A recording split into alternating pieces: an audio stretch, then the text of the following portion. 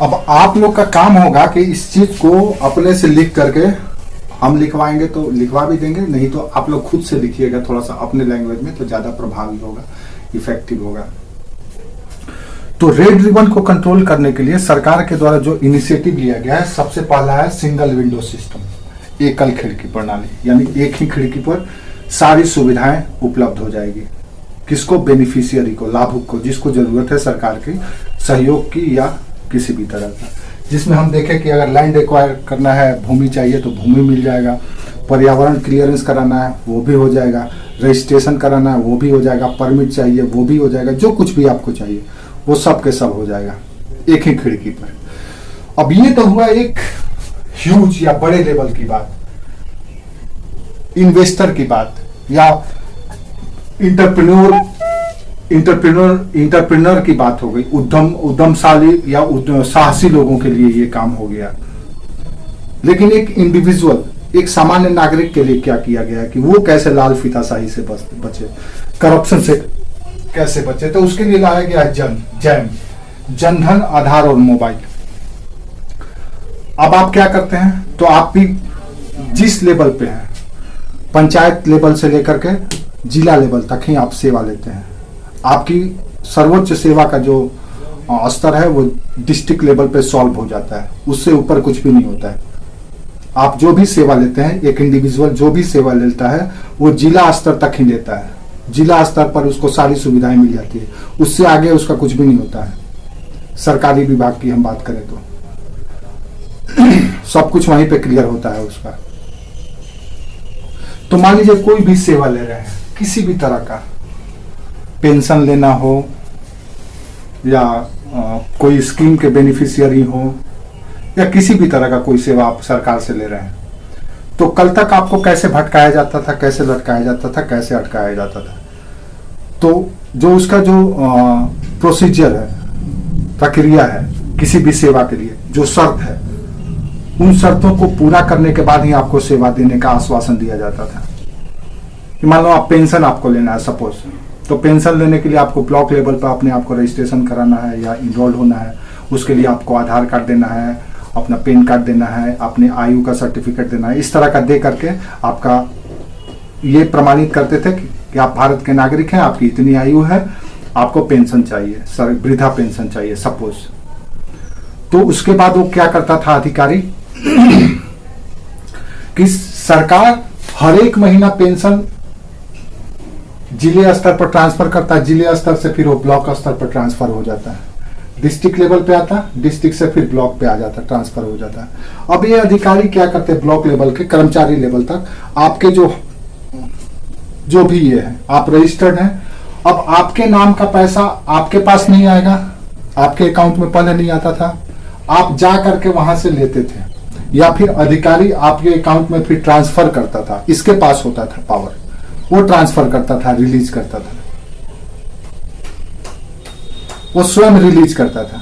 अब आपको नहीं देना है उसको, मान लीजिए कि 100 लोग है, रजिस्टर्ड है या पंजीकृत है, अब वो क्या करता है, 100 लोगों में से 50 लोगों को देता, 50 लोगों का रख लेता। अब 50 लोग जाते मांगने के लिए, हुजूर हमारा पेंशन नहीं आया, हाँ अभी आधा लोगों का आया है, अगली बार आप लोगों को भी आ जाएगा। तो एक बार का दे दिया, फिर 2 बार का लटका दिया, वो अपने रख लिया। ऐसे करते करते करते पूरे आयु में अगर आप 12 साल पेंशन पाना था या 20 साल पाना था, तो अपने पूरे जीवन अवधि में 5 साल या 10 साल पेंशन पाए, बाकी 5 साल और 10 साल का अधिकारी अपने खा गए। ये रेड रिबन का प्रभाव पड़ता था एक आम नागरिक पर। जैसे आपको घर बनाना है, आप या शौचालय बनाना है,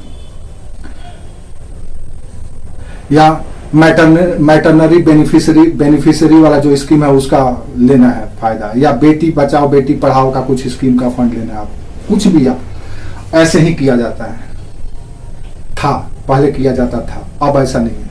अब क्या है, आप रजिस्टर्ड हो गए, आपका जनधन, आपका अकाउंट उसमें मेंशन हो गया, आपका आधार कार्ड से वो लिंक हो गया और मोबाइल नंबर के साथ लिंक हो गया।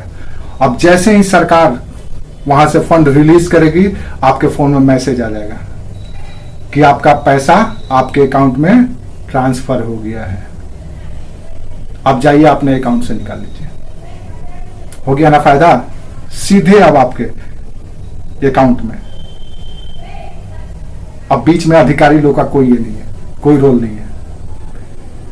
अधिकारी कहां का बंद करेगा? तो आपका रजिस्ट्रेशन करने के समय डॉक्यूमेंट कम बेसी कहेगा कि डॉक्यूमेंट पूरा नहीं है, ये नहीं है, वो नहीं है, 1000-2000 वहां पे कमा लेगा। और अगर आप रजिस्टर्ड हो गए देन अब उसका रोल खत्म, वो कुछ भी नहीं कर सकता है। तो जनधन आने से अगर 5 रुपया भी सरकार भेजेगी तो सीधे आपके पास 5 रुपया आएगा। अब कोई रोक नहीं सकता है बीच में, क्योंकि सीधे आपके अकाउंट में, बेनिफिशियरी के अकाउंट में जाएगा।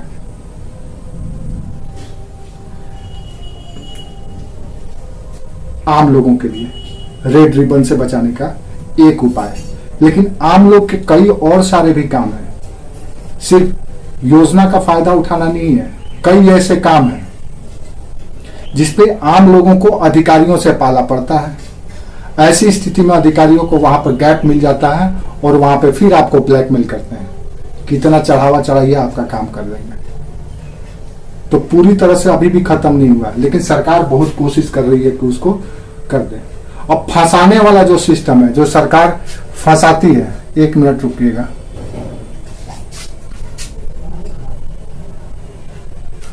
हेलो, हाँ भाई, क्लास लेता नहीं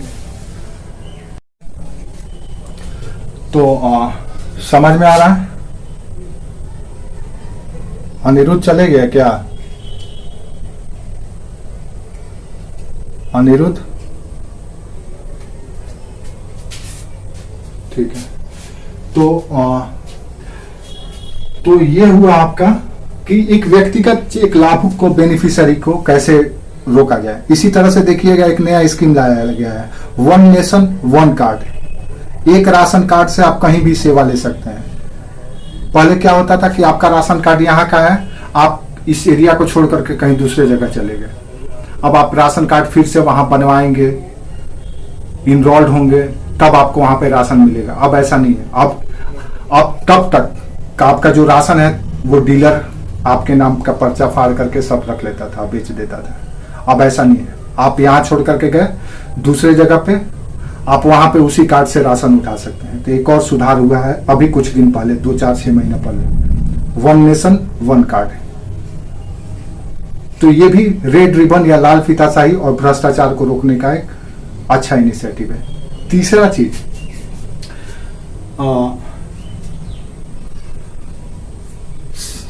चीज है फीडबैक सर्विस शुरू किया गया। नहीं, ये राइट टू सर्विस, सेवा का अधिकार। सेवा का अधिकार बहुत सारे राज्य में स्कीम शुरू कर दिया गया है। सेवा का अधिकार ये कहता है कि हर एक सेवा के लिए एक नियत समय होगा। फॉर एग्जाम्पल, अगर आपको किसी चीज का लाइसेंस लेना है, मान लो आपको रेस्टोरेंट खोलना है या कुछ भी खोलना है, या आप कोई भी काम शुरू कर रहे हैं, उसके लिए लाइसेंस चाहिए, आपको परमिशन चाहिए। देन ऑफिस में जाते थे, बाबू के पास, अधिकारी के पास एप्लीकेशन देते थे, उसके फॉर्म था उसको भरते थे, और भरने के बाद उससे अपेक्षा करते थे, एक्सपेक्ट करते थे कि भाई मेरा कर दीजिए आप, ताकि हम अपना शुरू कर सकें। तो क्या करता था कि उसका टाइम निर्धारित नहीं होता था कि वो कितने दिन में आपको क्लियर करके देगा। कोई निर्धारित समय नहीं है, फिक्स समय नहीं है कि आपको वो कब करके देगा। गए हैं तो हो सकता है 10 दिन में करे, हो सकता है 10 मिनट में कर दे, हो सकता है 10 महीना भी लगा दे। ऐसी स्थिति में जो चीज आप 5 लाख में शुरू करने वाले थे, वो लेट होते शुरू करते के समय 6 लाख 7 लाख पहुंच जाता था। आपका बजट खराब हो जाता था, आपको भी लॉस होने लगता, आपका भी मन बदल जाएगा, छोड़ो यार। अब ऐसा नहीं होगा। अब राइट टू सर्विस जो सिस्टम शुरू किया गया है, इसके माध्यम से हर एक सेवा का एक समय निर्धारित कर दिया गया कि with in 10 days, maximum 15 days के अंदर में आपको इसको क्लियर करके रख देना है, दे देना है। अगर आप नहीं करेंगे देन वो आपके खिलाफ शिकायत करेगा आपके उच्च पदाधिकारी के या ग्रीवांस सेल में। और अगर पाया जाता है कि आपने इसको भटकाया है, लटकाया है, अटकाया है, देन आपके ऊपर कार्रवाई की जाएगी। तो ये भी एक अच्छा इनिशिएटिव है रेड रिबन और करप्शन को रोकने के लिए। समझ में आ रहा?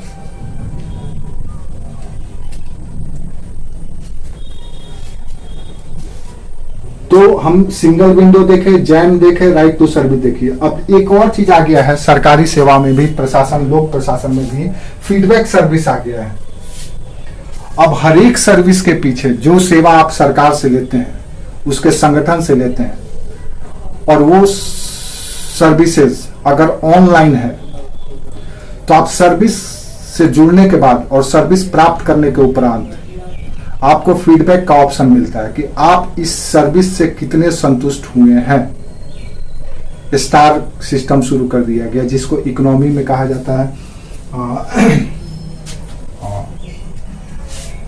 मार्जिनल यूटिलिटी कह रहा है,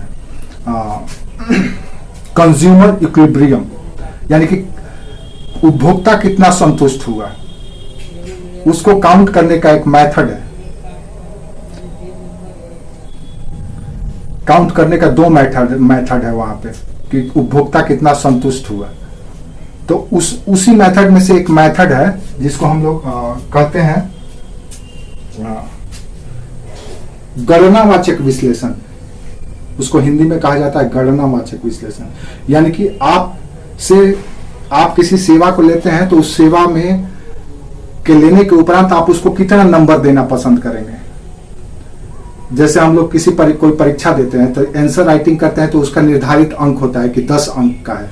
तो आप जब आंसर राइटिंग करते हैं तो उस निर्धारित अंक से कंपेयर किया जाता है कि आपने उसके तुलना में कितना लिखा है, 10 अंक के बराबर लिखा है या 5 अंक के बराबर ही लिखा है। तो इससे हमको पता चल जाता है कि हाँ, आपका इतना संतोषजनक जवाब रहा।